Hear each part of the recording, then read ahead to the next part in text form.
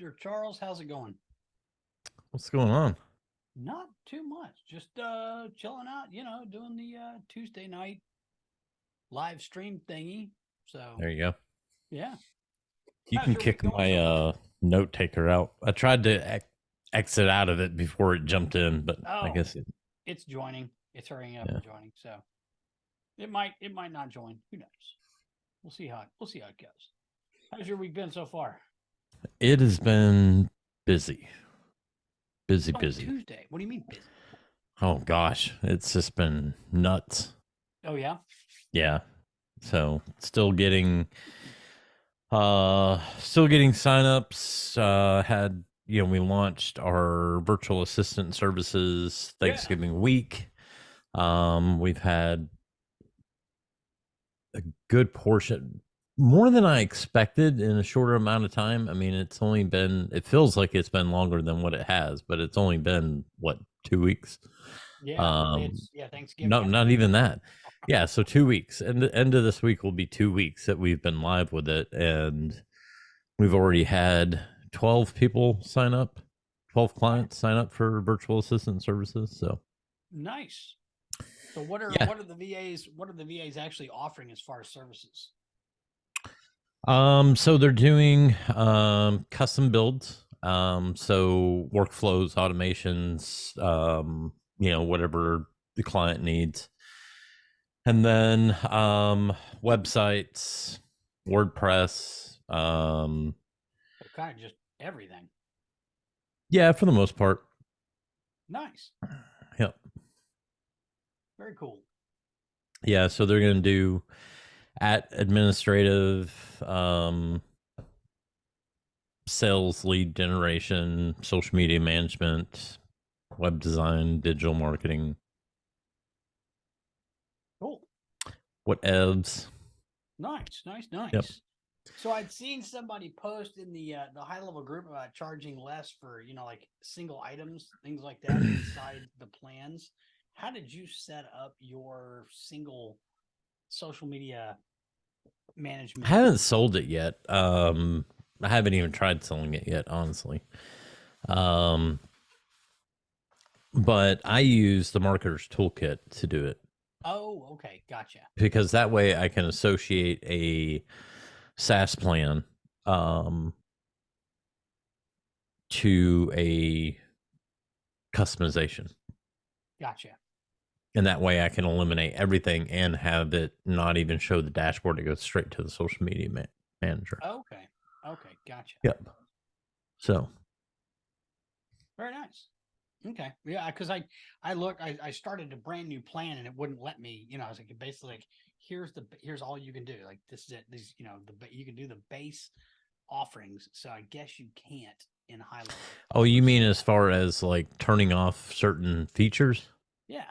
Oh yeah, you can't do that. I mean, you basically have to add them as an admin, but then you even have to turn off, like you have to hide the settings menu, which if you're just doing social, and that's why I say social media is really the only thing that you can offer by itself Right. and limit it to where they can just see that one thing. Yeah, because you can Because you don't set up all need the settings to be able to use a social planner. Yep. And there's nothing in rebilling that you have to worry about. So you don't have to worry about business billing. They can update that through Stripe.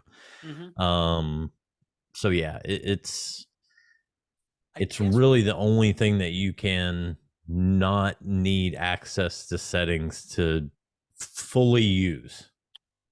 I guess what you could probably do if you didn't have the marketer's toolkit is you could create the recurring product in Stripe, and then when somebody purchased, have it go in through Zap or Make or something, and then create the location that way.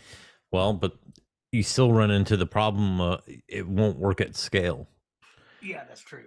Because you're going to have to go into your agency settings, and everything that you have hidden for that sub account, you're going to have to add another sub account ID every single time you sell one. Yeah. And so your CSS in your agency settings, Huge. oh my God, I can't even imagine what that would end up looking like.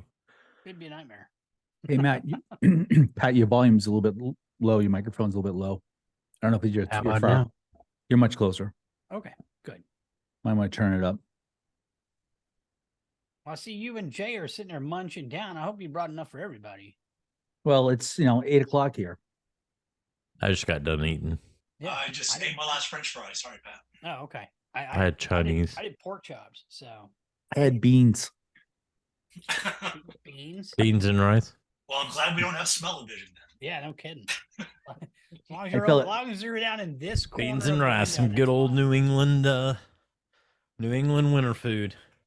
Oh, what are you sipping on there? Me? Yeah. Bubbly. I knew it. I knew it. I don't drink. Oh, I don't either. I must be the only one in this group that drinks. Yep. Okay. So I was just watching when you took over for Steve on Extendly when he was sick a few weeks ago, and you were going over your IVR. Me? Yeah. You Oh. did an Extendly training like for Steve Rosenbaum. Oh, yeah. Yeah. Yeah. I did another one today. Oh, you did. I didn't see that one. We didn't go live with it. So What's crazy is like some of the calls I've been listening to that are just a few weeks old, they've already put the feature sets in. Like there was an L call you're on about, how to move leads from one sub account to another sub account. That's done. It's like literally these calls are like not even a month old. And the feature sets are already being, put into it. So, yep. But I like the trick about the wait. I didn't know that about a 30-second wait. You get music on hold. So I'll be knocking off your workflow tomorrow.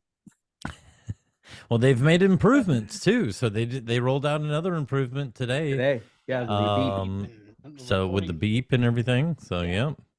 What is that Go about? back in and modify my workflow again. I was going to ask you guys about that. What was that all about? I didn't get a chance to see Sean's video. What is that? They basically modified the voicemail recorder to have more options, like a limit on the number of seconds that you record, stop recording after so many seconds of silence, and then press any kind of input, like whatever input to stop recording, and then also to actually include the beep, because before they didn't have the beep. So in the IVR, I actually downloaded a beep audio and loaded that as part of the say and play.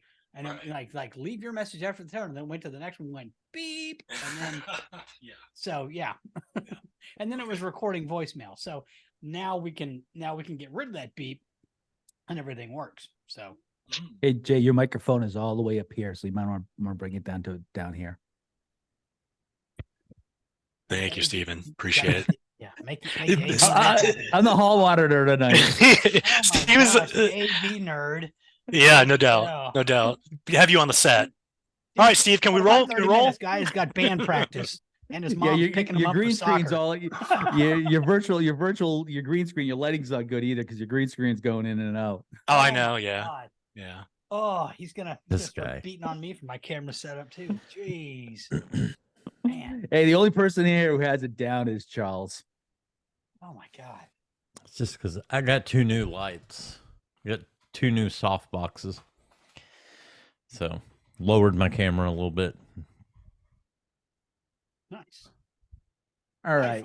Thinking about getting a new roadcaster. Now, if only we could do something about the faces part. I know. Oh God, yeah. This is you know what? I'm always gonna be this hot. So what can I say? I know you're putting us all to shame, Pat. Stop Yeah. I mean, that's pretty sad. So Jay, what kind of wins you got this week? Charles has been signing people up on his. Oh, I've had a slow department on that, slow realm in that department. I almost signed up a minor league baseball team last week. Charles is now... Charles, what are you doing? Well, I fixed my face. He didn't like my face, so I fixed my face. Have you seen that video where the guy's like the lawyer zooms into court and his assistant had set it up so like it was a cat overlay, and he was trying to do the hearing, and with the cat overlay, he's like, I'm not a cat, and it's like the cat is talking. It was awesome. You got to look that up. I am not a cat. So not yet. Anyway, Jay, what's been going on with the Oh, I got nothing going on, guys. No news here. No news Oh, here. Yeah. Steve. All right. I like it. Sound effects. Very Was nice. that Got a was that you, sound Pat, or was board. that you, Charles? That was me. That was me. Prospecting calls for me, doing audits, Audits G&B, of. G&B, Oh, gotcha. Yeah. and just doing quick 2-minute audits. Cool. Just cranking through it. Calling on Kairos. I got a really large database of Kairos. So doing it, my problem is that I'm not getting to the DM. So I don't know what kind of chase I'm gonna have to put in place to have conversations. I really want to focus in on IVR in that space, along with AI. In the that's kind of where I think there's an opportunity, a real opportunity to combine missed call text back with an IVR that's AI driven in at least that space or any space. That Oh, for sure. what's your take on that, Charles? I mean, if you can make it work. That's Yeah. that's the part I've been. Conversational AI doesn't do it well, and conversations in the workflow is too linear, and so I'm kind of looking at Capri. And I was hoping Mr. Joe Tran was going to be on the call tonight because I guess he's pretty big with Capri. I'm still getting good luck out of conversational AI. Every time I use it, it just doesn't do. I think if I just want to focus in on a very non-conversational, here's the answer, it works. That's it. It's not very conversational whatsoever. It will not it will answer your question as plain vanilla as it possibly can. I don't know. Mine had a conversation with a guy today. He said he was sick and he needed to reschedule, and it was like, "Oh, we're so sorry you're sick. We hope you get feeling better. Mhm. If there's anything we can help you with, please let us know. Yeah, By the and way, that's we'd love to reschedule with you." Like, it was exactly how I would talk. I would. Hmm. I don't know. Again, I'm looking at case use in the medical space, not so much necessarily myself, right? Yeah. And so every time I try to test it in the Chiro niche, specifically around shockwave therapy, because that's kind of like the sub niche I'm kind of chasing. It just doesn't do it well. So I really feel that I'm probably have to look at Capri. I like it better than having to use Zaps or so we'll see. But because we all Doesn't I know it still use Zaps or something? No, Capri usually doesn't. It's Self-contained. yeah, it's I think they've got it Or to webhooks or a something? high level app or a webhook. Yeah. Yeah, it uses I a gotcha. webhook. It uses a webhook. I gotcha. Okay. So you All right. basically have a webhook. Zapier, everything- webhook, same shit. Exactly. But it does a decent job in the sense that it gives you a UI very strategic around this whole thing. Yeah. And you don't have to create prompts or anything like that now because he just came with his You mean you 2.0. don't have to like create this massive Google Doc with 2 pages of it being a prompt? Yes, there's a third party chat provider out there that Who is essentially. that? Oh my God, I've seen like half the agencies using it. What? Horrible. My prompt. You've seen my prompts. My prompts. Are you like, talking about little- Zappy Yes. Chat or whatever it's called? Zappy Chat? Yeah. It's Yeah, I don't- insane. Yeah, I- no, that's I- why. No, I looked at It's that. I wasn't. insane. Like I looked at it, I'm like, holy hell. No. Like that's all prompt. And they're like, well, yeah, you got to give it a persona and all. I'm like, and you think it's actually going to execute this consistently? Like that's not how ChatGPT works. Mm-mm. It starts to get a mind of its own after a while. Like it looks at past conversations. That's part of the beauty of it is I'm like, it's going to start omitting stuff and morphing into something else. The problem with the live chat and using a booking link, it doesn't send a clickable link too. So if you want to put the live chat on a website, Whose? High levels. Mine High does. levels- It did it today. Guy booked an appointment through it. Not live chat, not the text chat. Oh, Yeah, oh. live chat just Oh. is going to just display the link. I It's haven't not even gonna turned on live automatically chat link yet. it. Yeah. So, I don't really have an interest in it. Really? No. I think Listen, I've seen enough live chat debacles in my 20-year corporate career to know that live chat is a bad idea for 99% of businesses. It's a horrible idea. I wholeheartedly agree with Sean on that. It can't be managed. You have to have a whole, even, let me tell you, I have ran business development centers with 20, 30, 40, 50 reps in one room trying to manage live chat for a semi-metro dealership. And let me tell you how many chats got missed. You'd be pissed. Like ready to fire people. Because you never know how long that conversation is going to go on. And when you're in, and there's a difference between, and I think a lot of people, especially in high level, they're like, oh, well, we do, support and everything through live chat. Well, yeah, where the hell else are they going to go? In commerce, in web, there's a blue million options of where they could go. If they don't get the answer they're looking for, they're gone. Like in 5 seconds. They're not going to sit there and wait on a representative. They're just not. You have to have such a ridiculously large team. It is stupid. It is nothing but a money pit. Hands down, every single time.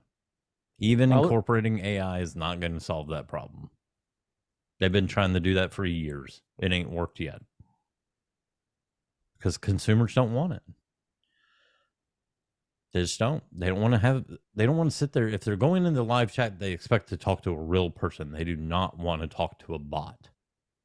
I think the only time I would want it, like, I don't mind, is when I need to get a refund or I need to check on the status of an order. Specific use cases. Yeah, I mean, exactly. Yeah, like it's good for I would say it's good for limited e-com. Yeah. But anything else. Yeah, like I don't mind going to UPS and saying, "Hey, where's my package?" and it asks me a couple questions and it tells me where it's at. Like, okay, that's fine. That I get my answer. I'm just there for an answer. I'm not there to, well, what's the difference between this and that? That's what happens in e-com. Like, I've got all this stuff. Is there any discounts or packages? The bot's not going to be able to tell you that. Okay, so you're using texting, so they get to walk away from their. It's a level of expectancy. When it's live chat, the expectancy is that there's going to be a live representative there right then. Mm-hmm. Texting, it's not the same. You expect an answer in 5, 10, maybe 15 minutes. Mm-hmm. Okay. Depending on the business that you're communicating with, your standard's going to be a little bit different. If you're texting Apple versus, Joe's Computer Shack, I mean, there's a different level of expectancy, even if it is over SMS. Okay. So, yeah, I just don't. I don't know. I think it's fancy window dressing for a bad idea. What does for most businesses? So, what does everyone think about the CSS customization of calendars? Calendars. That'd be nice. I like the idea of being able to manage the buttons and things like that. I've got clients that like it. Yeah. I mean, I could care less. Yeah, you're a pure SaaS guy. The color of my calendar is not going to affect how many freaking appointments I get. No. What I'm liking is that That's why I don't care. I think it's the beginning of customization in the platform itself. Oh yeah. Oh, I'm laughing my ass off every day. Right now. Mhm. My CSS is breaking. My CSS is breaking. Well, of course it is. That's why I don't do all that crazy shit. I do. I had a buddy that's doing booking and reviews and everything like that for charter fishing, right? So he's using the GHL calendars. And so instead of, book your appointment, he was wanting to, like book your trip or schedule your trip or schedule your adventure, things like that. So we had to do that with a little bit of scripting on the, on the thing, because that is a special, that's like a use case. But now you can, you can do it right inside the calendar. You can edit the buttons. You don't have to do anything special. Ta-da. That's nice. Yep. You can turn off that left panel. So yeah, no, I think it's nice. I mean, it'll be nice to see how. It'll be interesting to see how far they go with it. I don't think they'll go much further than what they already have with calendars itself, because you could get kind of crazy with it and it just create more problems than actual solutions. People already can't figure out how to set up calendars, so you start throwing too much more in there, it's really going to be a disaster zone. So, but yeah, it's cute. We'll say that it's cute. Is it going to change how much money you make? Absolutely not. No. Yeah. So doesn't affect the bottom line. You did mention on this, you're talking about, because you're coming out with a plan that's going to be just for the social planner. So that's going to have to be a manual. It's going to be a manual setup for you. Nope. No. Come on. Manual setup? Get out of here. When I came into the call, right, you were talking about plans and that there's that was the way Pat was talking about doing it. Oh, okay. So I'm trying to do it without the marketer's toolkit. And I'm like, I try to not buy all the third-party marketers toolkits and all the other things like that, because I generally roll my own. Yep. Yeah. So Marcus Toolkit gives you the ability to, because you can tie a customization to a SaaS plan. Yeah. Or a snapshot. So you customize everything. Basically, you hide everything except for Social Planner. And then you rename marketing to Social Planner. And then you make the Social Planner the homepage instead of the dashboard. All right. So Marketer's Toolkit gives you the ability to change, because that was one of the one of the things I wanted to see natively in the system is to define what is the homepage, what is the start page, and you can it doesn't do that have Marketer's Toolkit. So the Marketer's Toolkit, which is what, $300 a month? Not even that. Okay. Not even that. Have to take a look at that. Because you don't need the customizer. That's where you get all the like dashboard and sidebar themes, and you don't need all that shit. And there's absolutely, there was more people today. What happened to my dashboard? Well, they just released multi-dashboards and customization at the account level. Like, give up on customizing the dashboard. It ain't gonna work. They're fixing to pull in iframe data into the dashboard. I never understood. You're fighting a losing battle. Like, stop. I never understood why people always did that. Like, I need a customized dashboard. No, you don't. Sub account admins now can customize the dashboard as of today. Really? Pretty sure. Yep. And they released multi-dashboards. Well, I know they released multi-dashboard. I don't think they released admin sub-accounts. Let me log in as one of my admins. While he's doing that, Sasha, how are you doing this week? Doing well. Fairly well for a short guy. Cool. So, yeah. Any wins? No. Just a bit more planning. I have warm leads set up for discussions over the next couple of weeks going into January. That's my plan, to get everything lined up and launch in January. So yeah, really just learning and listening mode more than anything else. I have some presentations lined up to like Rotary Club and borrowing from the Alignable playbook. And then also local chamber groups and lunch and learns kind of places. So great source of leads, and walking around. So if I could solve this for you, would you be interested in talking? Learning a bit more, and so anyway, Yeah, I don't have anything Are you meaningful to pi- add, but Are you positioning stuff as an agency or more of a SaaS or software with a service? Where you yeah, falling in? so more agency level, quite frank. Well, I'm sorry, software as a service. But the idea being that I would train them to do it themselves, quite frankly. I mean, that's really because I really don't want to do a lot of care and feeding. I'd like to be able to, I really would like to showcase the capabilities of it, and then to the extent that they need me for content generation or high level advice on marketing strategy or so forth, then, but in terms of just interacting with the dashboard itself, I'd like for them to take it on themselves, right? So part of my thing is, or part of my angst, if you will, has been trying to settle on what exactly do I want to offer as a starting point. And so I wanted to get your guys' take on whether you guys have had any exposure to the 𝙒𝙤𝙤𝙦, a thing that came out by way of that group that was acquired by Extendly over the last month. Charles, and- you beat me to it. I've been with them since they first released. Okay, the 𝙒𝙤𝙤𝙦 module. Yeah. Okay. Yeah.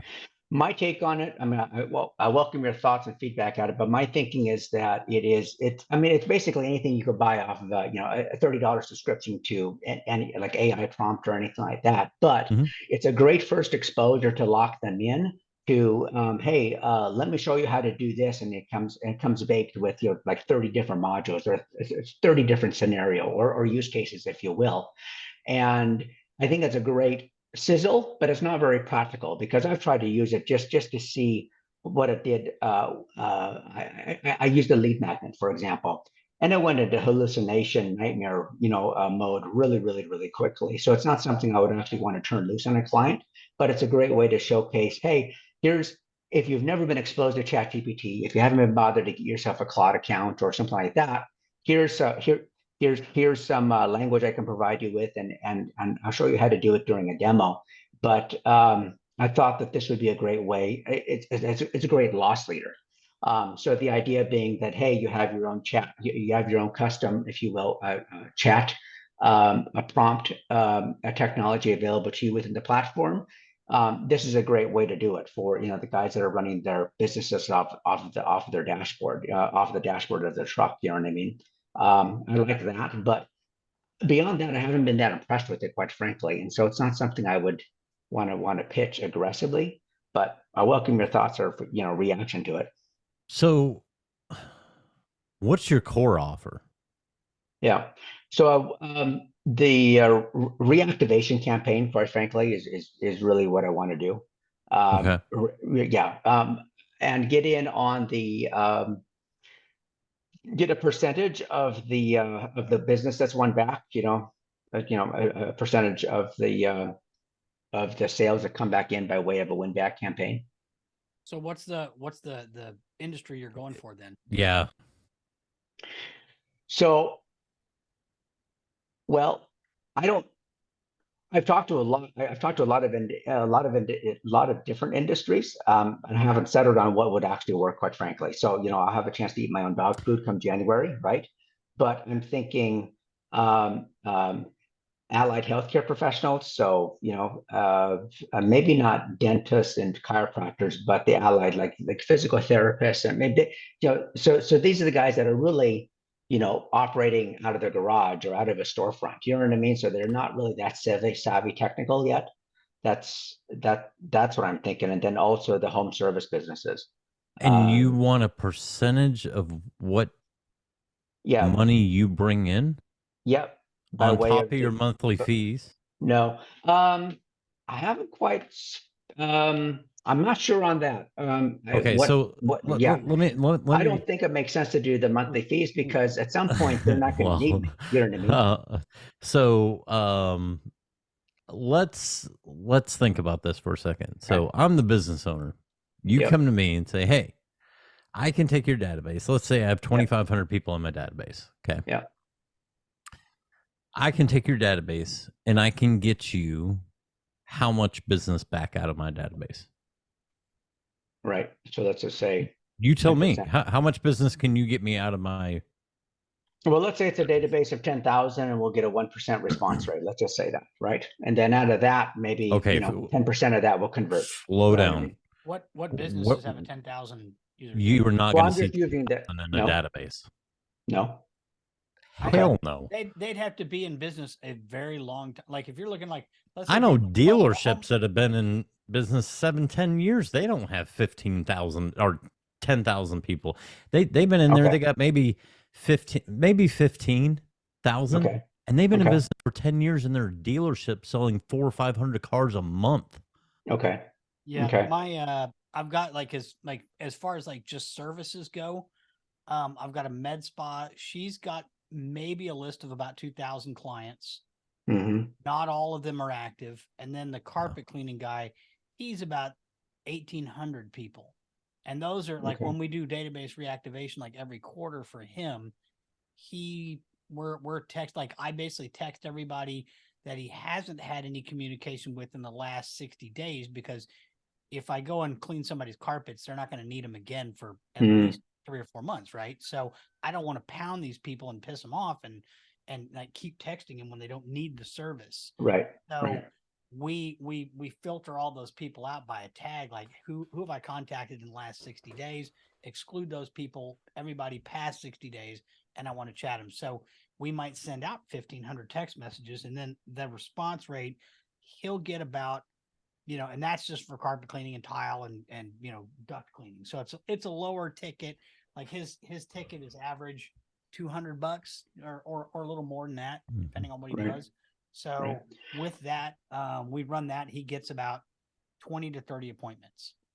So that's been a realistic every single time we send it out. It's been consistent. Now with the med spa, like every 6 months, what she does, like I run just like a general ad for her. It takes no time to set up. So it's like a discount Botox. Runs like we do it seasonally, fall, Christmas, holidays, whatever. We run an ad for that thing. She gets leads for that all the time, but about every 6 months she does a wine and Botox party. So it's like a free wine tasting and discount Botox. Right. And we blast her list, and she has about 50 people show up for the event out of about 2,000 people that we text consistently.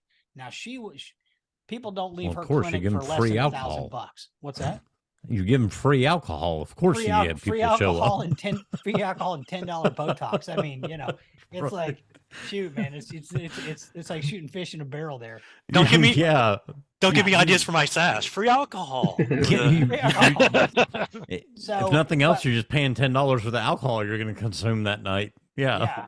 But with that one, she has about 50 people show up, and they typically don't leave her clinic for less than about probably $1,000. Okay. So she cleans up, but that's kind of like what I've seen with just the reactivation campaign stuff I've done. So depends on the niche. It really depends on the niche. Like if you're talking like a much bigger ticket item like solar or whatever, but solar is like everybody does solar, right? Yeah. Well, and here's my immediate reaction to what you said. But I was thinking about roofing. Let's say where it's it's a $20,000 ticket. You know what I mean? So you don't need too many of those. You know what I mean? It doesn't matter. No. The problem is, like, the biggest problem that like jumped me out of my seat as a business owner was you said one thing that really irked me. Okay. Is that you want my money. Not you don't want me to pay you for a service. You want my customers' money that should be my money. You're going to take a percentage of my sales? Because typically how a database reactivation goes, and any business owner that knows anything about operating a business should know to do a database reactivation, you have to give away money already. Okay. So I'm going to give away money, and I'm going to give you a percentage that I'm already taking a haircut on? Well, you wouldn't. Why would I do that? Were it not for the technology, or for I me could pay reaching out Pat. to you. Or I could pay Pat a flat fee. Right. So why would I choose you? Yeah. So I realize the use case is wrong, but were it not for me reaching out to you and showcasing the technology and the opportunity to reactivate a dead asset, if you will, you would not have X percentage out of the total. And so if I'm paying, if you're paying me on a pay for performance basis, what's the risk? Yeah, worst case is I actually do right by you and I get a percentage of the total that you wouldn't have realized otherwise. And What's I'm that percentage going to be? Well, I haven't settled on that yet, but something that would be attractive to them. So maybe that's 10%. I mean, I want to do some research in terms of what that number is. But depending you're going to get into an industry thing again, because if I have to pay, because you won't be able to talk to any commission based industry, that'll instantly kick you out the door. Because their pay structures are already set up. It doesn't never matters what the commission is, never matters what the flat pay is, whatever. Yeah. It all works out to the same amount of money. At the end of the day, it all averages out to the same amount of money that's coming out of that sale. That's what. So fee for service would be more palatable. Hell yeah. For that. Okay. I'd much rather pay you a flat fee than pay you a percentage of my sales. I feel like you're trying to rob me by saying that you're going to take part of my sales commission, like as a business. Like I just don't. Because I can't. All right. There's nothing definitive for me to. So like because if we look at this from a flat, so like Pat charges a flat fee. And I'm totally assuming this. I don't actually know. Yeah, but my people are monthly. So he charges a flat fee. If I know that he's going to get me 1% back, I have a list of 2,500 people. He gets me 25 appointments. It's 1% return. I know I'm going to make X off of that. So I know that, okay, based on that flat fee, how can I make even more money? If it's percentage, oh my God, I'm just digging myself a hole. Right. I'm still going to have to pay you more and more and more to do the same shit you were doing last month, but now you get more money because I increased my database, not because you did anything different, but because I ran my business better. Where Pat, I can actually capitalize off of me capitalizing off of what he does. I pay him his money. He did his job. It's one and done. He's going to come back in 3 months, do it again or whatever. But then I can say, okay, well, that was good. Now, if he's telling me that we had this kind of reaction, I need to focus. Like, we just need to go out. Let's do some events to increase our database. Let's do this. So that way that 1% is a bigger share. And now I'm told if I can increase my database size by 500 or 1,000 in 3 months, that will pay for his fee. Right. And now I'm back 3 months, but now I'm not paying for what he's doing. Like that's how actual operators look at it. And because it's sales on both sides of the table. It's sales. And so, yeah, I would not do that paid performance model is so old. SMMAs did it for a long time on ads, and it burned a lot of people. Yeah, when you run like the performance model, like I started agency that way. Like, hey, we're going to get you this many leads per month and all this stuff, and you always have a really they don't know how to handle this. Was before HighLevel existed, right? So you would go into a Google sheet, and they don't know how to handle the leads. And then you're going to get paper lead models. You're going to get that phone call like, hey, we need to talk. Our leads are garbage. It's like, well, you're not following up on them. So, it's always your fault. No matter what. Yeah. Understood. Your fault. Yeah. And how do you know I'm paying you what you should be getting paid? No, understand. No, because I'll find a way to get my money back out of you. Yeah, indeed. Well, I was just thinking, and perhaps, and just my naivety, on display, but I was thinking that I would come to the table with, okay, here's how I'm going to help you fix your leaky bucket.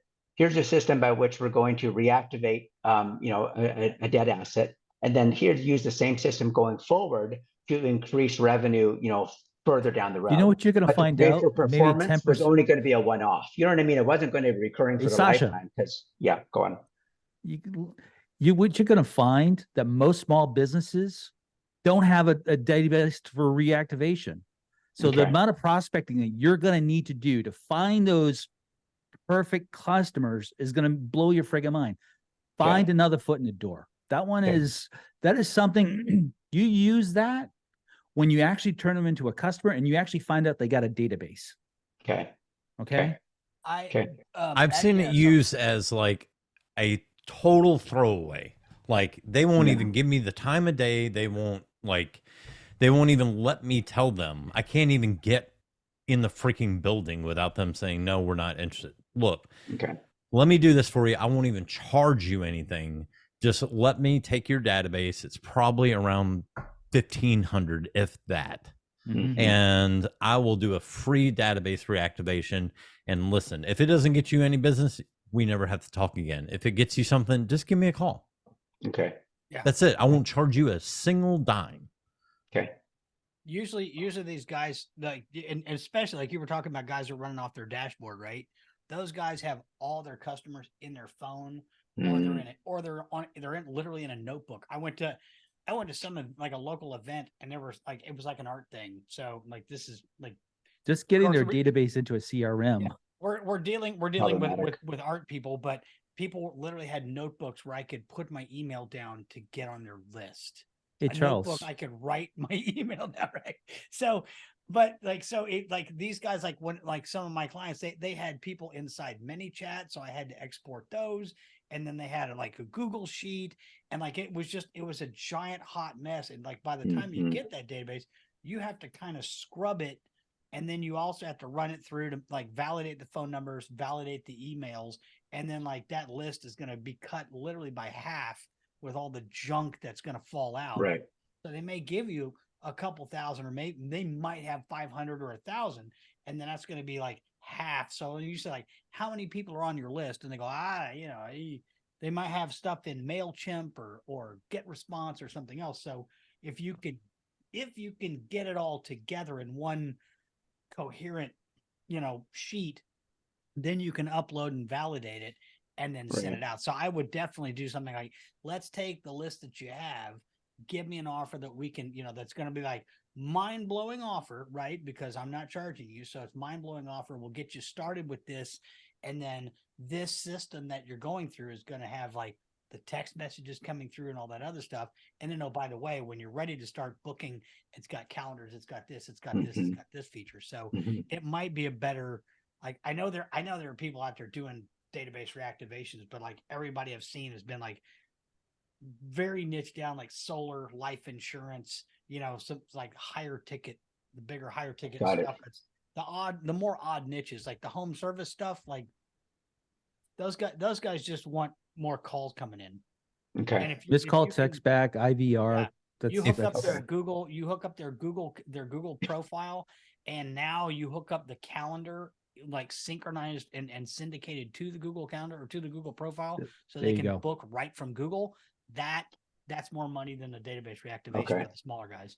reviews. And if review you really response. want to get a business's attention, a sales oriented business attention, I wouldn't even do a database reactivation via email or text. I would do a ringless voicemail drop. Okay. If they have a sales floor. If they don't have a sales floor, do not do it.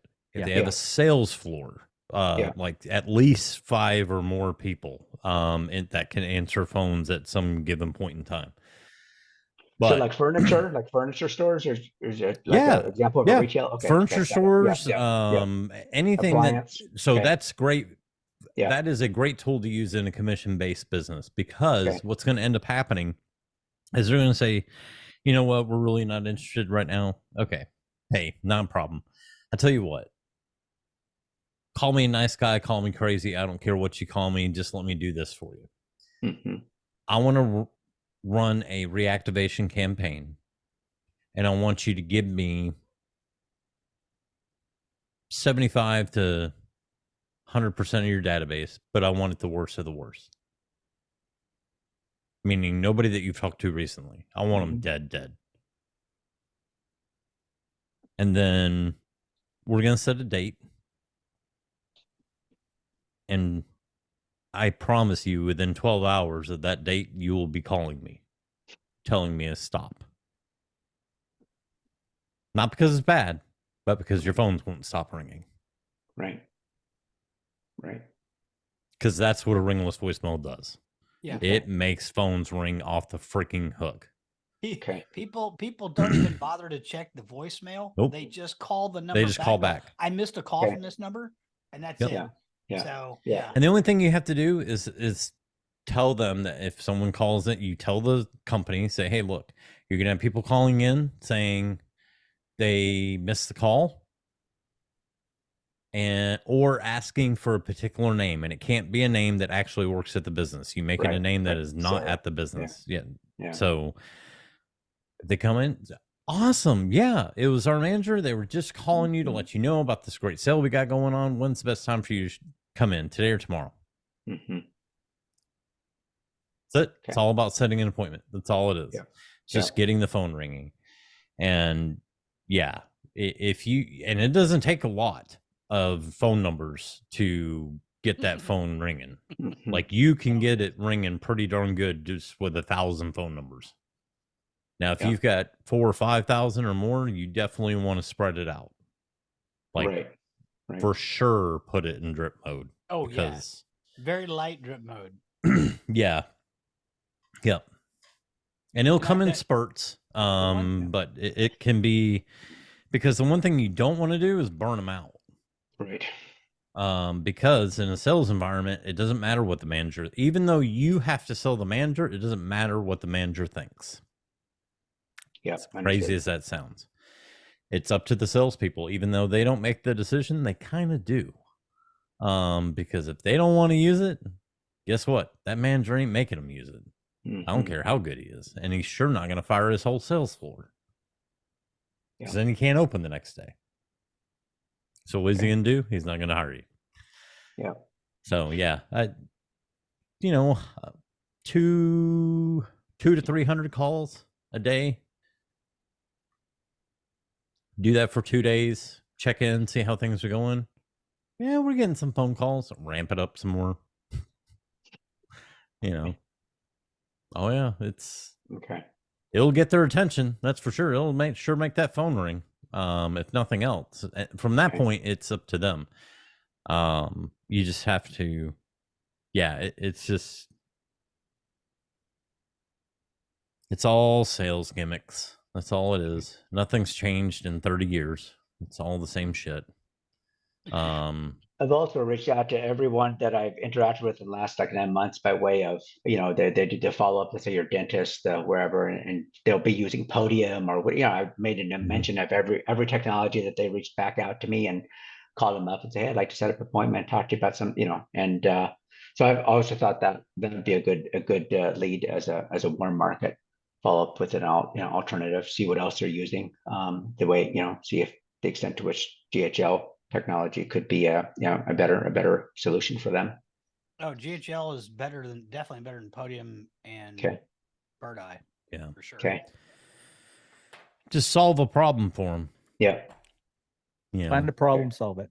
Dentists, I mean, they don't have a problem of appointment reminders. If they're an actual dentist office, they already got that shit. They're not worried about switching it because it works. Yeah. You're not solving an actual problem. And that's where you have to get your foot in the door with a different offer, because they're not going to swap out all reputation management or any of that, because they're like, I've got it. It's working. It's already figured into our expenses. I don't even like using the damn computer, but they make me now. Right. One thing, my dentist has reminders nailed down. They don't have any rep management stuff, but you do something like a teeth whitening campaign for them. Yeah. There you go. My dentist doesn't have anything for reputation, and he has the most reviews in a 50-mile radius. Is it the only dentist? No, there's a shit ton of them. He's just Tennessee. damn. He's the only dentist in Tennessee. He is just damn good. So He's Charles, just really good. you posted something in chat about all your beautiful videos and support. So let's talk about those for a minute. The courses? Yeah, let's talk about those. Those are all courses. So they're courses. Each one is a course on funnels, and not on funnels. They're Well, on all you got different one things. on different things, Yeah. but they're pretty deep though. And my question is, how's that compared to the academy that Extendly has for end users? So the academy is expanding. Currently the academy is great for getting people to engage with the platform, because basically what it's doing is it's explaining what the feature is and what the benefits are. Where the course is more like, okay, this is how you actually use it.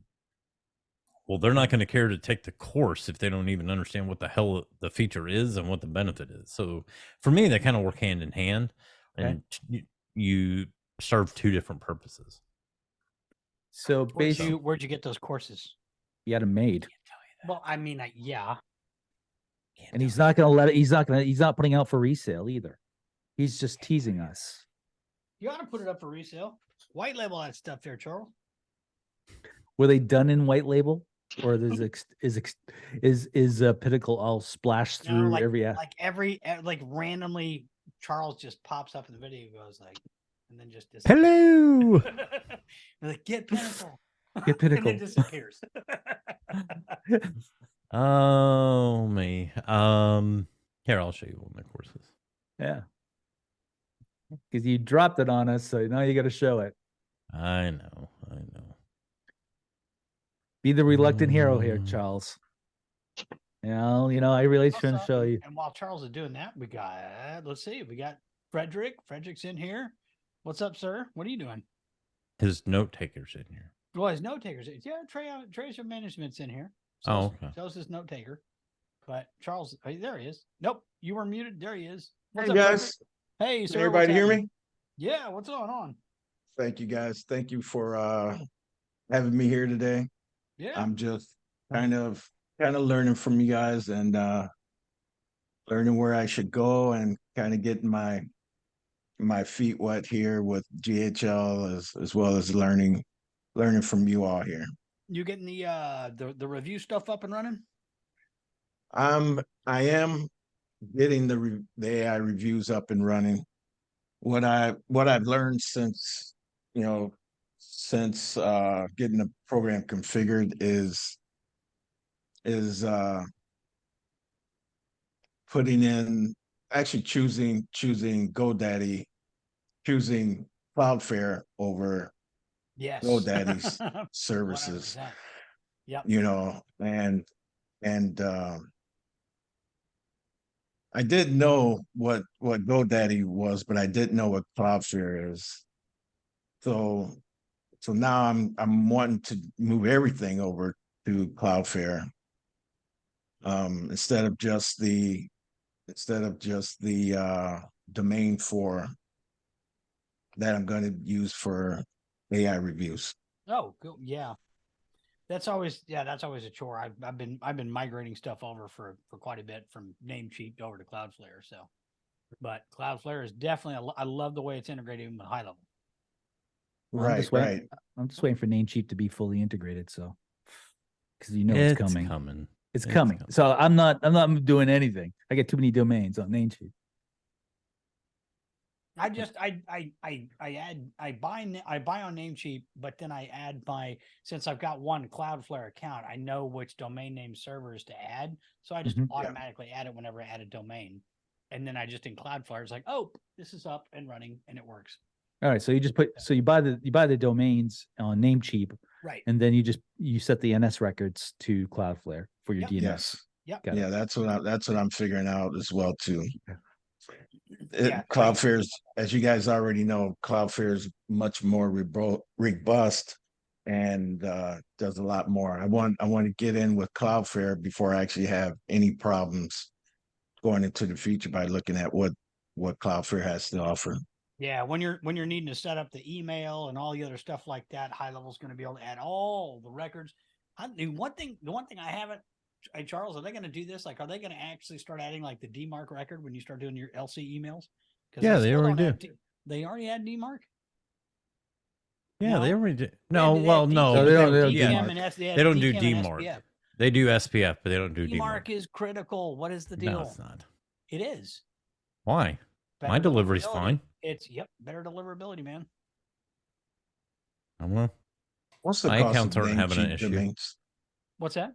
What's the cost of name cheap domains? I think they're pretty well normalized. Like they've gone up a You- little bit with like They're cheaper than GoDaddy, that's for yeah, sure. like it, depending on the domain, if it's a .com or something like that, it might be $10 or sometimes less than $10. Like it just kind of depends on what you know, like TLD or like the .com, .net, .org, whatever you get. It can vary. Some of the stuff like .ai is really expensive. Don't ever get a .us account because or .us domain because those do not come with privacy guard. And if you buy a .us domain, your phone will ring and ring and ring and ring with offshore boiler rooms trying to sell you web design. Got you. And what would be the cost maybe for an IO, a .io domain? Probably about the same as a .com, like generally in the $10 range. Because that's a couple of domains that I'm kind of leaning to. Because .com is so many of them, Mm-hmm.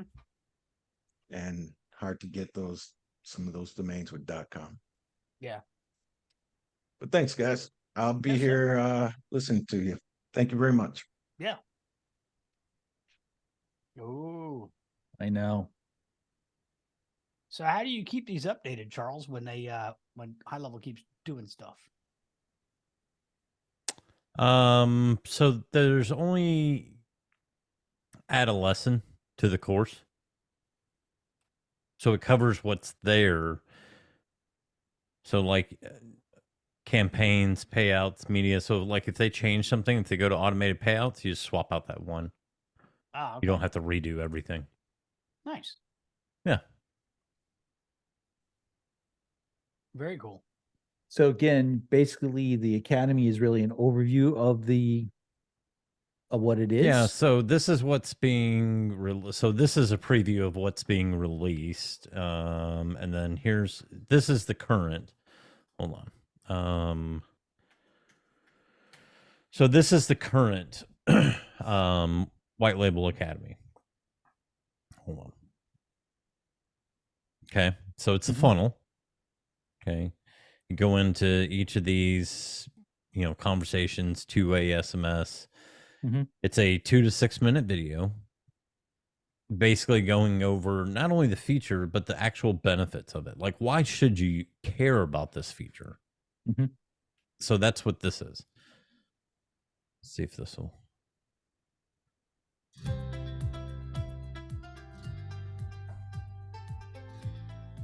Here's an example of what the chat widget looks like when you've added it to your website or funnel page. This is a powerful tool to collect lead information as it provides a direct and instant. Okay, so this is what it is right now. Okay, this is the new UI that is coming out. That'll be available through the chat widget.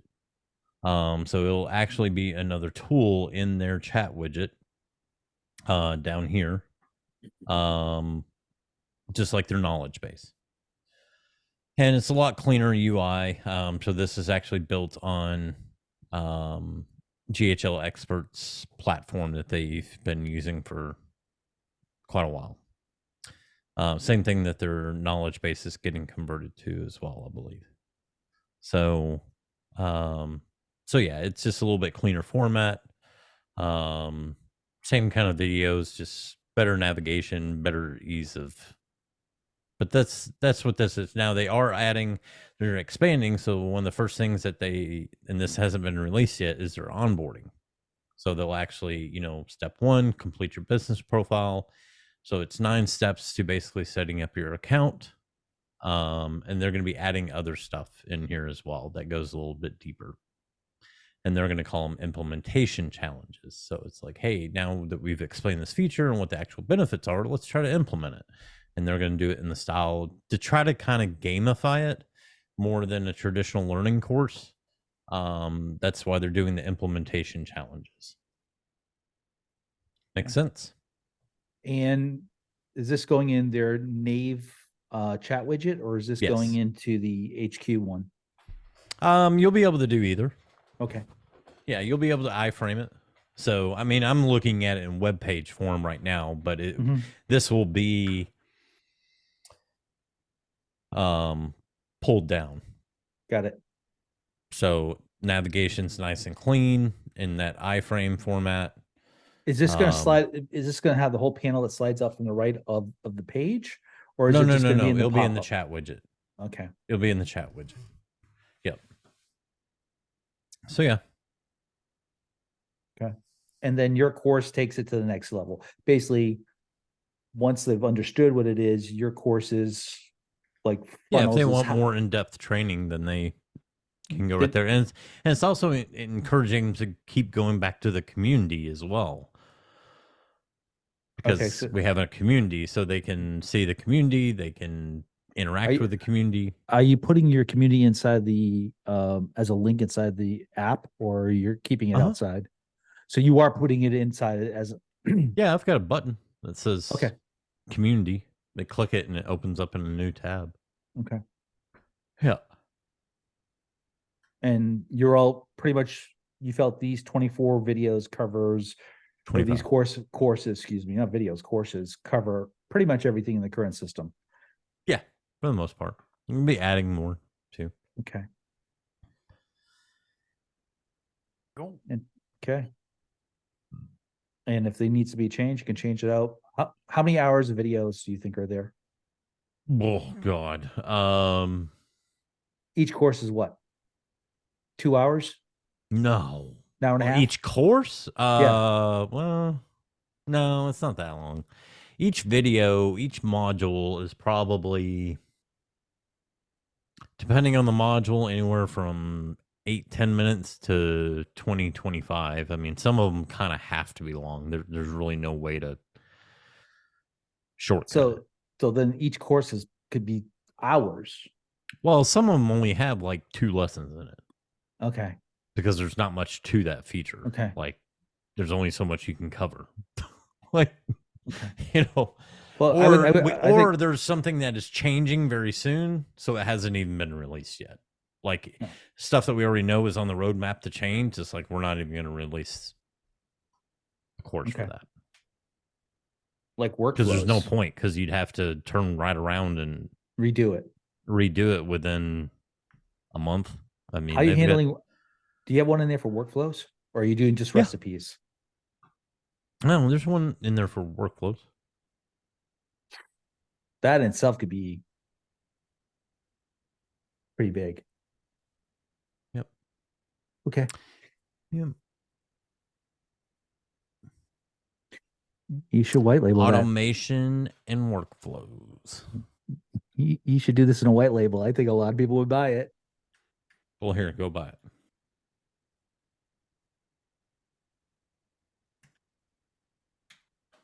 There you go. Completely white labeled. Hmm?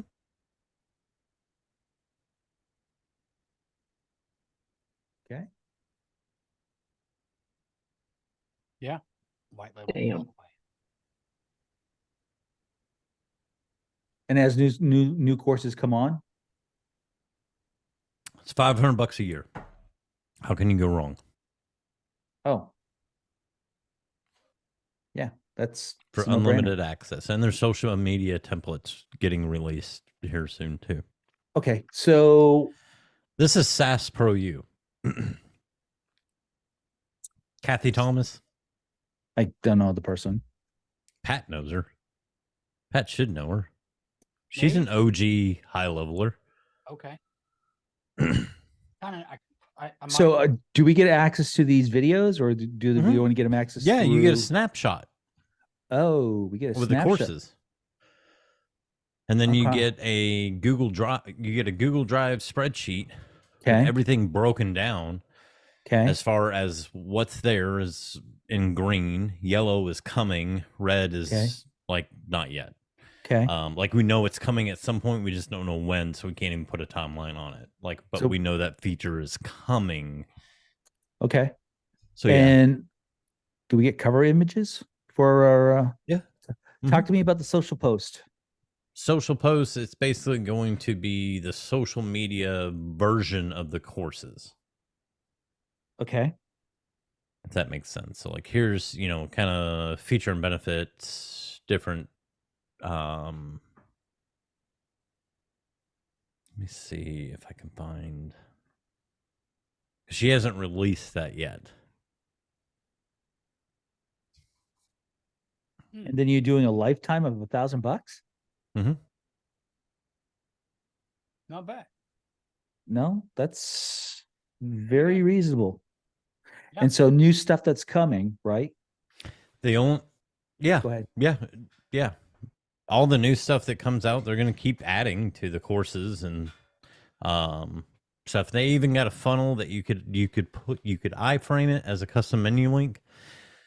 So like if you don't have a knowledge base and you want to be able to put something in your custom menu link, they are providing a pre-built funnel that you can also link into your courses. That you could basically iframe using the custom menu link. Iframe it into your high level. I didn't use that. I don't have a need for that, but it's there if you want to use it. Okay. Very good. So I'll get with you on this tomorrow. But yeah, I definitely see myself moved on this. It teaches them like how to build a website, right? How to build a workflow. Correct? Yeah. Here. Hold on. Usually, you know, I go to a sales page first. This is a sales page. That's not a sales page. Sales page. Ask for your freaking credit card. Pay me. So do you see this as invalidating the need to have an extendly support program? Oh no. Hell no. No? Hell no. Okay. No. Okay, so this is just an add-on that you give to your Yeah. This is how I self-serve. have doing stuff like this is why my churn rate is 0.4. That's Okay. and that's insanely low. And I'm only doing software. Yeah, he's not Okay. doing, he's selling software. We don't customize their Snapchat. If they want their, now we do services now, but they're going to pay for it hourly. Which Which is separate. I mean, if they want us to do it, we will do it through our virtual assistants, but we're not going to like what I'm selling them initially is a CRM with a pre-built snapshot. If you want to customize it, have fun. Otherwise, hire a VA. By the way, we have VAs. Right. Charles, I'm so I glad need to get with you on that. I'm so glad you went there. Because I have a question. I do have a SaaS customer who needs a website, somebody to create websites in their CRM. I don't want to do it. How do you handle it? Obviously, you outsource it. Who do you outsource it to? Yeah, I don't. He built his own team. Mm-hmm. Oh, I see. Gotcha. I bought into a company. Yeah. Oh, that's right. You mentioned that about a couple weeks ago. I see. Yep. What'd you do before that?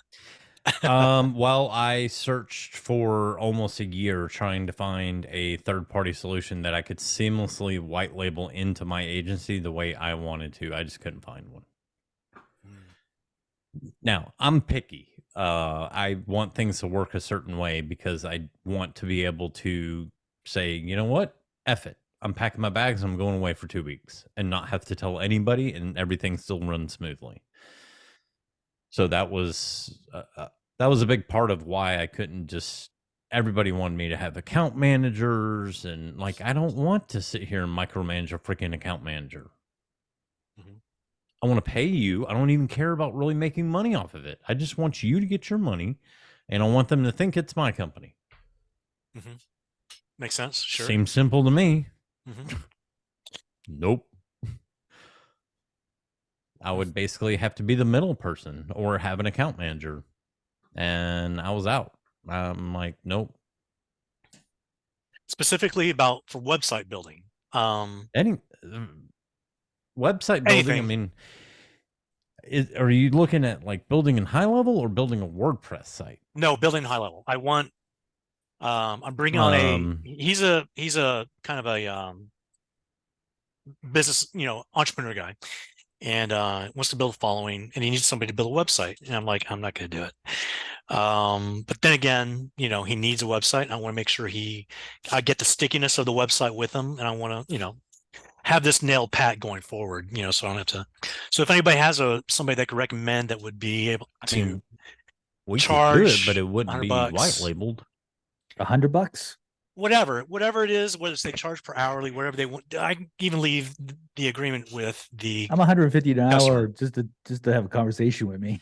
So I know. I Just, will say this. I mean, what niche is this person in?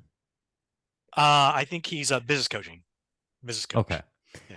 So, it's funny. We had 2 onboarding calls for virtual assistants today, and they're both business coaches. Good niche. They, I mean, we'll do it if you really want them to, but it's going to say Pinnacle. I'm not white labeling it. It's way too much freaking work. I've had so many people ask me, they're like, when are you going to white label your VA? I'm like, look, you have nobody freaking, you have no idea how many moving parts are in that equation. We just launched not even 2 weeks ago. Yeah. Jay, I'll send you a link of a white label agency that can build inside of Highlevel. Okay, great. That's exactly what I need. Just level 9 FuseMate. I mean, I got a Pakistani. I've been talking to some guys in Pakistan to knock off what you're doing, because they picked up. So when Sean had a big Pakistani team, he laid them all off to move them to India. And this guy came in and picked them all up, picked up all these people who are very skilled in high level. And I had a conversation about 3 weeks ago. He hasn't got back to me yet, but I explained what you're doing. And I was like, there is an opportunity. Well, dude, there's an opportunity there, and you're not willing to open the door. You talked to him 3 weeks and you haven't heard back from him yet. Well, don't worry. I know. I'm just saying. I know. You know, I think I'm gonna have to knock on him a little bit more, but think about it. You hit it on the head. None of us agency guys want to do agency work. You know, Sasha wants to go do agency work. Go ahead. God bless you. But none of us who's been doing for many, many years want to do it anymore.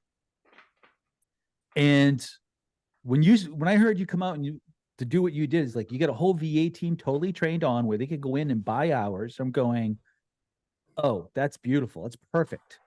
Because now they need to get a website built or get some social media done, and they just buy, a block of time.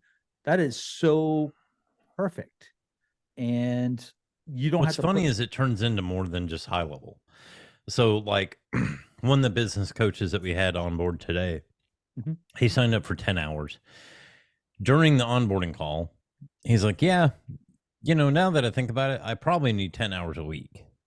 And then I'll probably end up doing a whole nother 40 hours a month just for billing administration. I'm like, damn. Like, this is going to be nice. I don't make a lot of money off of it. I make very little off of it. Okay. But I also don't do anything. Okay. I'm not involved in the process at all. I just watch the money go through my account. That's all I do. Charles, if you were to white label this and you were taking $1 or $2 off of an hour, no. Do you know what type of money that you just becoming? I seriously, I mean, here's the issue is, can this team of yours scale up to handle? How much could they handle? Right, doing work where support, it's a little bit different. Extendly can really doesn't have to do a bunch of hours. See, and that's the difference. We're not doing pods. What do you mean by pods? We're not doing pods. So typically in VA world, everything's podded. So you subscribe to 10 hours or 40 hours, it goes into a queue and the pod takes care of it. We're not doing that. You onboard with your actual virtual assistant. So you have a face-to-face with your virtual assistant that will be working with you from that point on. We create a private Slack channel so you can do all the communication, file sharing, whatever, right there, easy. They're already in Slack anyways. All our clients are. So they're in there. They can share everything, communicate all they want to. They can have video calls right there in Slack. So I don't have to worry about Zoom rooms and all that other craziness. They can do phone calls right there in Slack. And so, yeah, that's the process. And if they do not like their virtual assistant, they can request another one. Because some people just don't mesh well. And we tell them that on their discovery call and on their onboarding call. We tell them, look, if for any reason you feel like this just isn't a good match, there's no worries at all.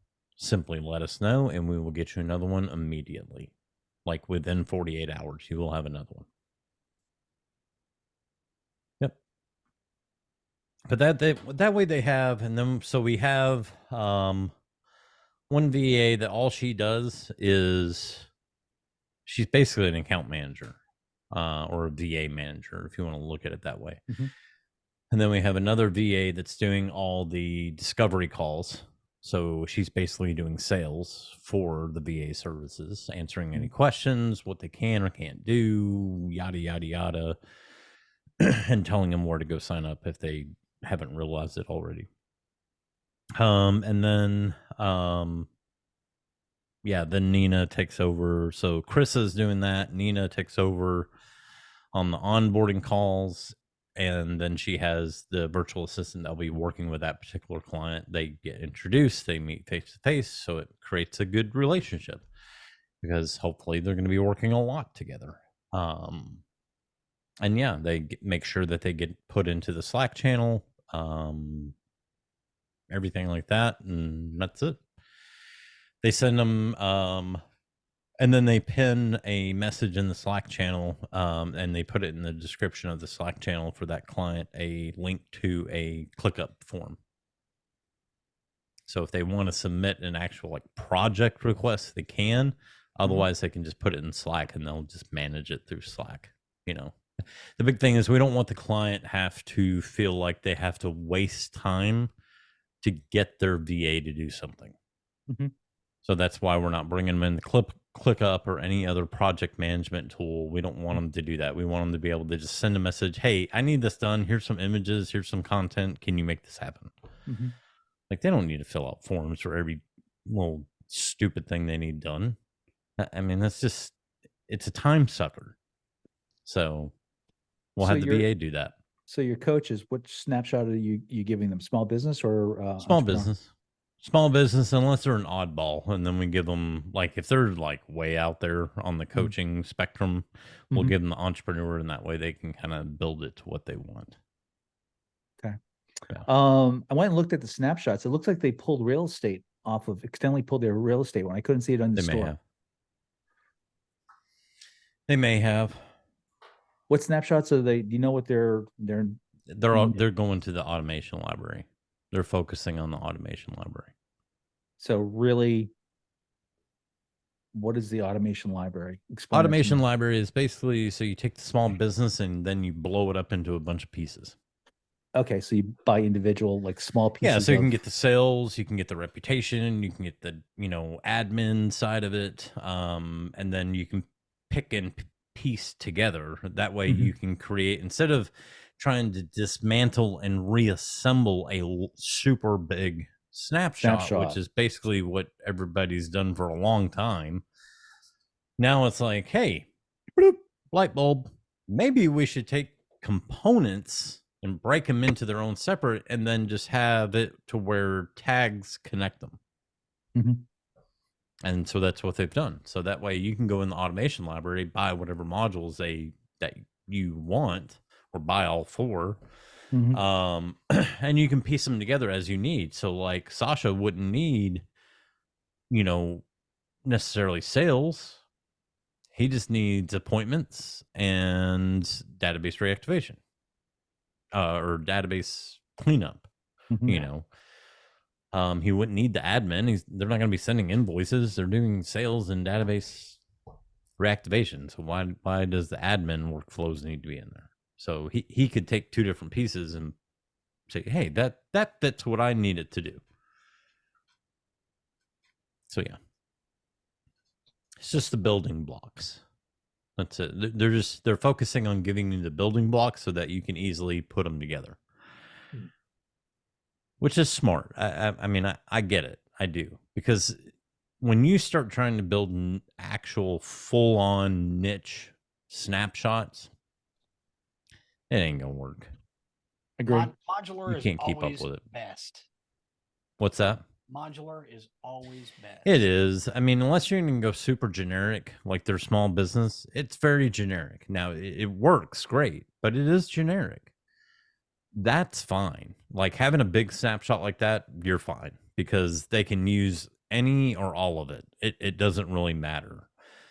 But when you get into niche specific, now you're talking about a whole different ballgame. Yeah. That's I don't do niche snapshots ever. Yeah. They're just hard to keep updated because things change. Well, You 90% know, of them within the 90% of them industry. use the same stuff anyway. Correct. Yeah. So, No two med spas operate alike. Yep. There may be a lot of similarities, sure, but there's also going to be some very big differences. oh, sure, yeah. They offer different. Yeah, a lot of people will do injectables. Somebody will do something else, or whatever. That Yeah. sort of thing. Even like, yeah, there's sub niching. That's that sort of stuff. But Oh yeah, I had a call with an agency today. He was in med spas with a technology. It was a niche of a niche. It was a sub niche. So it's med spas, but only if they have this certain equipment in their med spa. oh my god, Yep. Well, that's what I'm doing with Kairos. Some kind of sound wave Shockwave. thing. I don't know what the hell it was. A bunch of colored TV screens with some fancy massaging chairs in a circle. Mhm. Too much foo-foo for Charles, me. But I just went. I went to your portal, and I went to click on them, and I got a pop up. Is that you says gotta join- log in. I understand that. You gotta but join. Time out. Here's my question: is that native to the community, or is that something you've added? Oh, really? So if you go to a community page and you click on something, You you'll can't get the- interact with learning unless you're part of you can't go into a course in learning unless you're part of the community that the course is part of. all right. So the community page is public, so it's almost like some type of gating. Kind of, yeah. All Yeah, right. because you can go to the discussion and see See, it. I haven't played enough with the community yet. I haven't really. I'm really not putting a lot of focus on it, other than the learning part, until they come out with the @everyone tag, which is coming. I think it's coming this month. Because until they do that, I can't do announcements in there. Mhm. So I'm not going to sit there and tag 40 something members in there. But you also use it for your affiliate manager too, right? Yeah, the Yeah. portals in there. Yeah, they're Yeah, affiliate Affiliate dashboards. portal is dashboard in here. Okay, cool. Yeah, I'll take a look at those, and then go through your affiliate link for SaaSU. I'd appreciate it. I gladly will. But yeah, I mean, I've got, over 100 people in my Slack, and then I've got 43 people in there because all my notifications are still going in the Slack, because until they get that @everyone, it's just not practical. Mhm. 'Cause there's no, you have to consciously think about going to check it. Users aren't going to do that. Okay. There's not. So Slack, they don't have to. They get a freaking pop-up notification. They're on their computer or their phone. And So well, at the beginning of the call, what was the company you're going with to create a SaaS product that was just the social planner? What's the Pro Tools? How dare you cuss around me? Oh yeah, you and him, like you actually came out in a post today. We're like oil and water. Let me tell you. Yeah, you're not holding back on him anymore. Hey, I didn't mention his name in the last comment I wrote on a post. I don't mention their name. I just explain what the difference is between a partner and a vendor and a vendor partner. And Because a lot of people don't think about it. They really don't, and they should. so is it theme builder that I need? It is, hold on. GHL customizer. That's what you need. You need the customizer. You don't need the theme builder. That's for like, ooh, this is pretty. Let me make my whole high level look like this. So No, that, is the, that the customizer is where you get into like, is that a standalone product? Yeah, it's just hard to find. Yeah, because right now it's either $97 a month, $297 a month, or yeah, I know. I've told him he needs to update his website a little bit. customizer. So the customizer allows you to create because he only has 3. It allows you to do a whole bunch of stuff. That's the workhorse of what he provides. The theme builder is just like icing on a cake.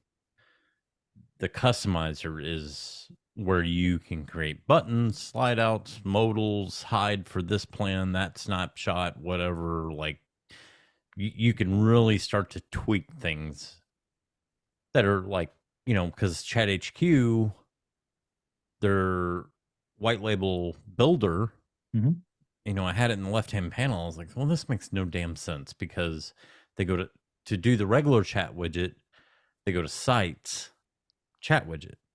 So with Toolkit, I was able to move over the other ones. And so now I have chat widget. And then I have, what I call it? Engagement widget.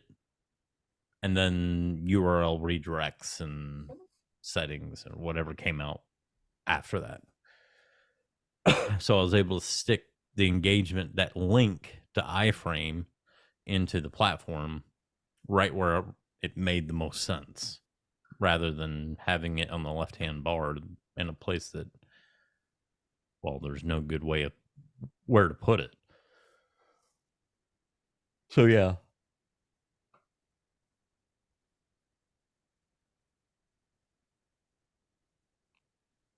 Like he just has theme builder agency full toolkit. So he hasn't broken out the GHL customized. At least I can't find it.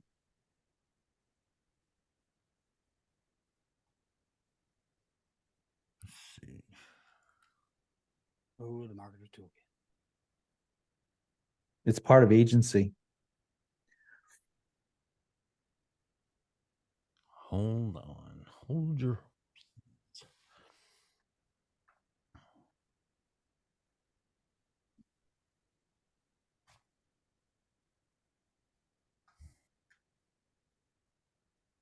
So I would love to. There's certain situations where I would love to hide the dashboard altogether and make the login screen. When they log in, they go right to contacts or they go to the CRM. That to me would be having that functionality to actually direct them where they should go, because a lot of people I'm talking to don't need a dashboard.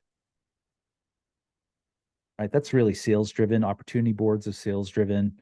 A lot of these small businesses do not need to look at that, need that, or want that. I would like to create a plan that puts them into contacts versus a dashboard.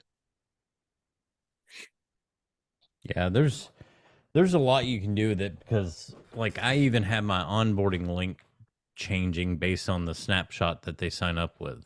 Based on the snapshot that they get, the onboarding link is going to be different in their account. Because I still have some people on the OG snapshot.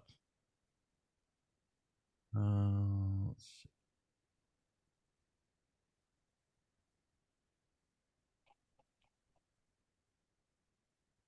$300 a month is kind of on the steep side. For You just need more clients. Just one client. Just one client, Steve. Just okay. one client. But when you compare it to what you actually, the actual platform for $500, just one client. That's all you need. Everything's just one client away. That's it. That's all you need. One more client. That's it. If this helps you, just think, Stephen. If this helps Charles, your churn.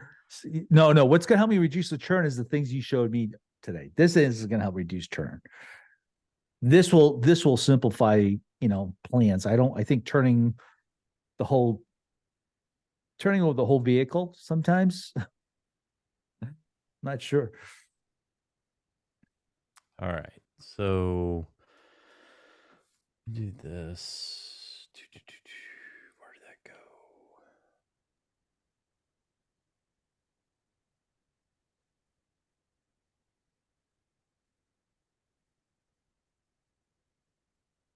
Is Charles posting more links? Yeah. They're all There you affiliate too.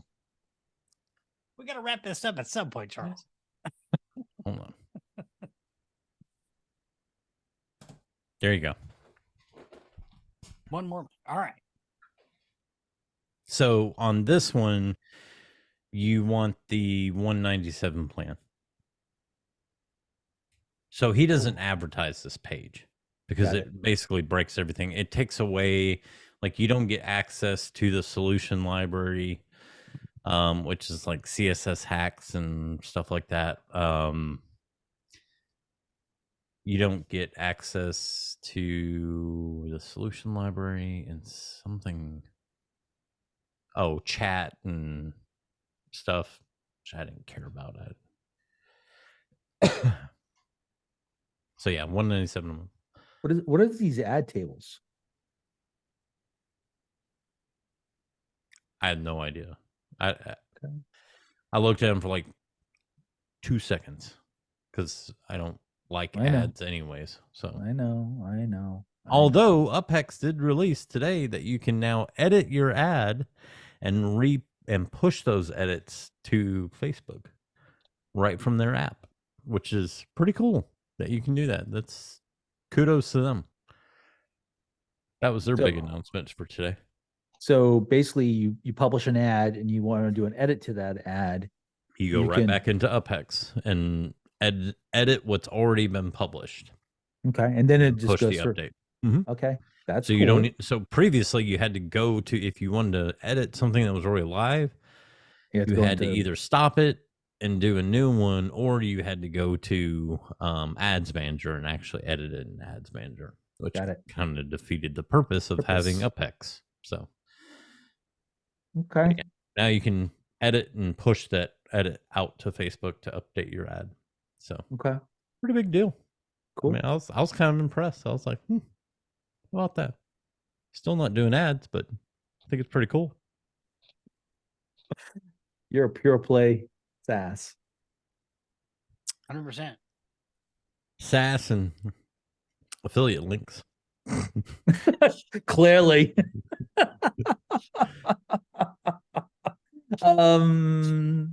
So you sat on, we'll wrap up this up. Any big things we should be looking for in the next week or two from the town halls you're on this past week? Not really. Nothing like, yeah, nothing. I mean, they're doing more. We saw, one of the reporting updates, which is where you can create more than one dashboard now. Which get into, you didn't answer this question. Yeah, so I checked and it doesn't, so they can create a new dashboard. Now, I didn't want to do this in an actual client's account. So I could see where I could click to add a new dashboard, but I didn't click it because it's a customer account. And I was like, I don't want to do that. All right. So, because I don't know how I'm going to get rid of it. I don't know if that button's there yet. So I was like, I don't want to, I don't want to test this in a client account. So I just stopped. But so the customize button is not there. But there is a clone button and there is a add new dashboard button. So I don't know why they would be able to add a new dashboard if they can't make it any different than the one that's already there. Yeah, you should have the ability to customize before admins create a new one. So I don't know. So like I said, it was a client's account, so I didn't mess around with it. So let me ask you this. You think they're going to go there in a sales organization? I could see a dashboard being tied. I log in as Joe Schmo salesperson. I want to see my personal KPIs, right? Well, you will if it's set to user data only. That's always been the case. Where it's going to come into play, like in a sales organization, is you're going to have the owner reporting, you're going to have the general manager reporting, you're going to have the general sales manager reporting, and then you're going to have salespeople reporting. And those are all different dashboards. And then you get into business development within that same business. If you have a BDC, you're going to have a BDC or internet manager dashboard, and you're going to have an internet/BDC rep dashboard. So there's, I mean, it was definitely needed. I mean, you definitely need different dashboards. So how far out do you think we are from enterprise? Oh, we're already there. So you feel that we can go get enterprise clients with this? I have them. When I say enterprise clients, they have hundreds of users in their sub accounts. Yep. Cool. Yeah. Because I've been playing in the small business space, and I think I may want to get out of it. Yeah. No, I mean, there's good and bad about the enterprise. I mean, my largest one in the UK, I never hear from them, ever. Never hear a peep out of them. They just pay their bill. How are you defining enterprise? Well, they have over 1,000 employees. Okay. They're a huge e-commerce company in the UK. I mean, that's just their front end. Is over. I have no idea how many people are in the back half of that business. I don't deal with them. I only deal with the front end, sales and customer service. In that, you have 1,000. You got one sub account with 1,000 users in it. For $300 a month, you giving them this account? Yeah. I don't ever hear from them. Do you realize they have their own tech? They have their own tech people. You understand? One user in Salesforce.com is $300 a month. I don't give a shit what Salesforce.com is doing. Look at Google Trends, buddy. Yeah, it's I don't care what they're doing. I never hear from these people. But they have their own tech people. But understand, one sub. I mean, that's where I that's why I'm asking, because they've given us the ability to how many contacts can go into DB, how many users go into Go. That really starts. You know how many messages they're sending a day? You know how many phone calls they're making a day? You know how many emails they're sending a day? You know they're really using content AI and image AI and conversational AI? Yes, I will charge them $300 a month because I'm making money off their rebilling. Got it. Okay. Yep. Yeah, you're right. When you start, and I don't ever hear from them. I don't even know they exist. Well, you know they exist because I know they exist, but I mean, that rebilling has to be bringing you a few $1,000s a month. I had two calls. One client is paying for Charles's $10 coffees every morning, and then some. There you go, right there.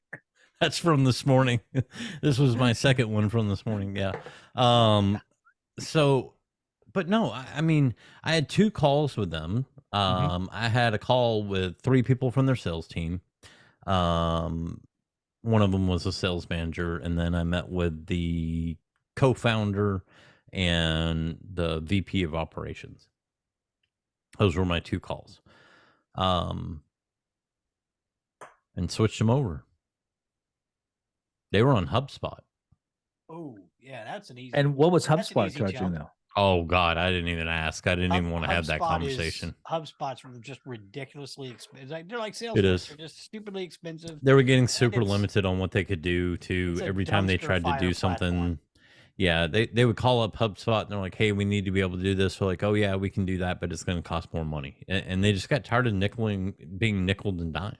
I remember being on a call with HubSpot with a client when I was doing some W9 work, and we were talking about, tagging, and the HubSpot dev looked at me like a deer in the headlights. They didn't know what tagging was. I was like, oh crap. And I told this company, I was like, listen, Highlevel, $97 a month. They're like, no, we're sold on HubSpot. I'm like, oh, okay. So yesterday was a big downage with Fire. Was it Firebase? Yep. Google Firebase? It was not Firebase. They said it was Firebase, but it was not Firebase. What was it? I don't know, but it wasn't Firebase because you go to Firebase status page and it was up all day. Yeah, I know. That's why I went to the stats too. Unless it was a specific server that can theoretically happen. I don't know.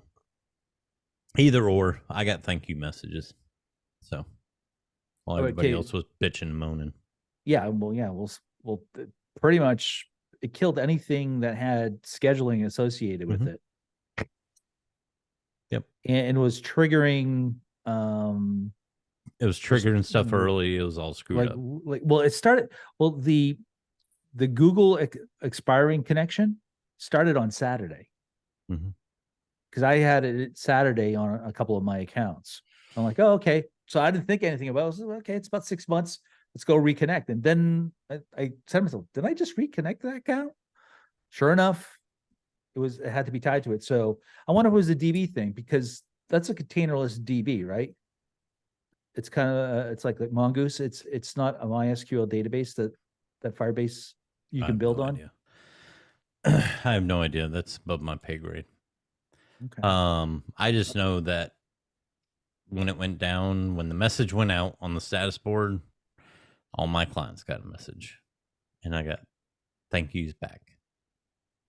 And then I had other clients telling other clients. So I had other clients that didn't see the notification, and they jumped in the Slack saying, they were in chat support.